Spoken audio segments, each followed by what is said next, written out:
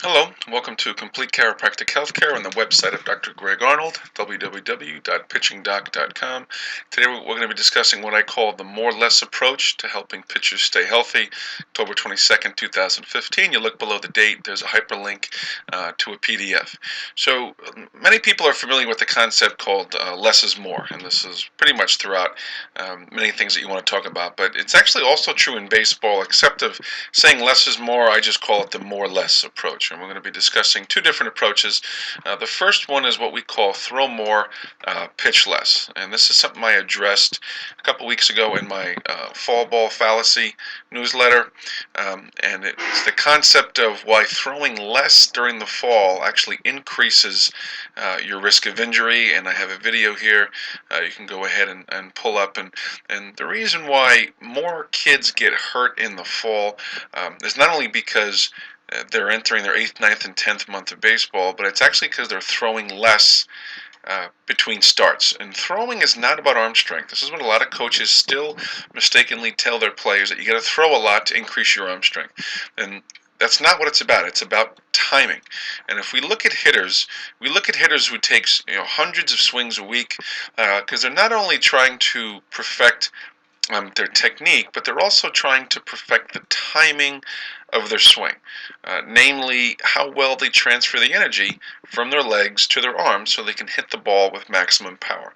This whole concept of energy transfer is what we call the kinetic chain, kinetic meaning movement.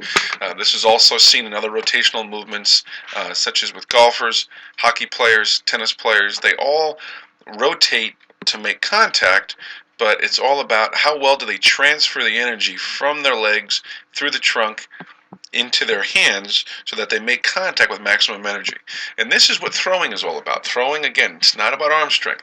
It's about maximizing how well you transfer the energy from your legs to the arms with your kinetic chain. So the purpose of throwing between starts is to make sure that you're maximizing the timing and that your kinetic chain is working properly.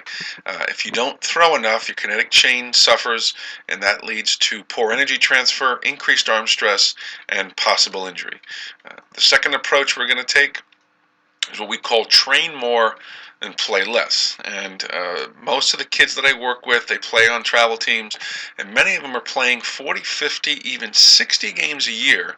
But there's an overemphasis on playing as many games as possible, and there's a severe lack of proper practice to work on issues that they're not doing well, whether it's not pitching well, not hitting well.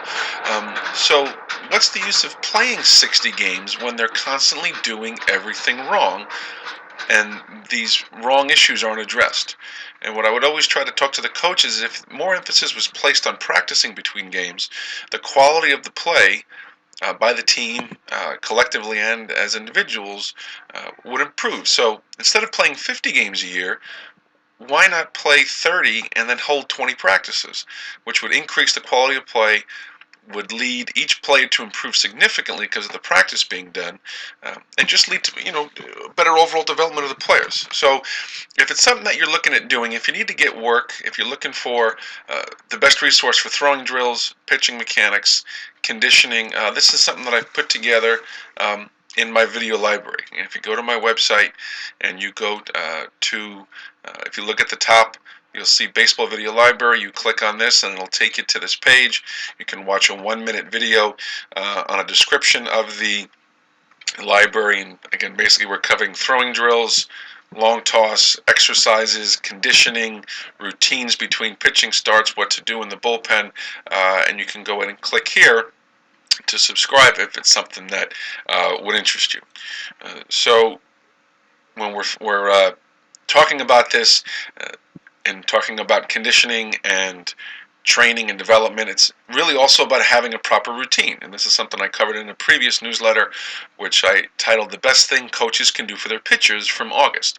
And the best thing that they can do is give their pitchers proper notice between starts. If you get into a routine, then you learn to wind up doing all of these proper exercises and conditioning drills between starts to get you ready to pitch well as possible when you're slated to pitch next. So again, throw more, pitch less, train more, play less. If you have any questions about the newsletter, please contact me via email, phone, you can go ahead and go to my website at www.pitchingdoc.com. Thank you.